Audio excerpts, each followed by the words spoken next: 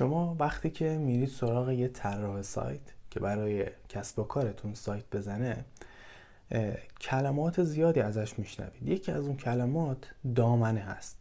خب اصلا من میخوام تو این ویدیو بگم دامنه چیه.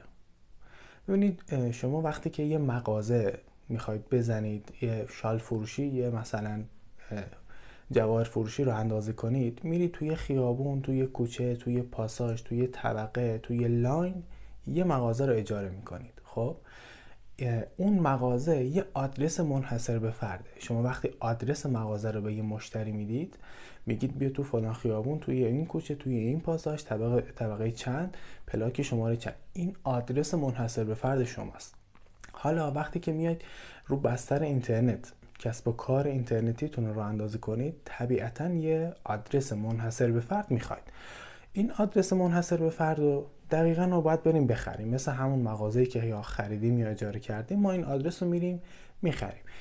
مثلا شما جواهر فروشی دارید، اسمش خاتونه، مثلا خاتون گلد مثلا .ir.com. خب این میشه آدرس منحصر به فرد کسب و کار اینترنتی شما و به کل جهان اعلام میکنید. میگید اگر کسی میخواد بیاد کسب و کار اینترنتی منو، محصولات منو، سایت منو، خدمات منو ببینه، این آدرس رو وارد کنه، مستقیم وارد مغازه اینترنتی من میشه.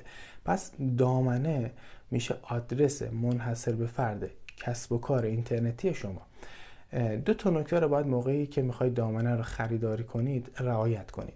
یکی این که دامنه تا جایی که بشه مشابه نام کسب و کار خودتون باشه. مثلا حالا اگر کسب و کاری از قبل داشتید، حالا همون خاتون رو بخوایم مثال بزنیم، سعی کنید همون کلمه خاتون داخل نام دامنه جا بشه. بالاخره شاید مثلا اون خاتون .ir یکی دیگه از قبل خریده، اما سعی کنید نام دامنه که میخرید با نام کسب و کارتون نزدیک به هم باشه، تشابه زیادی داشته باشن.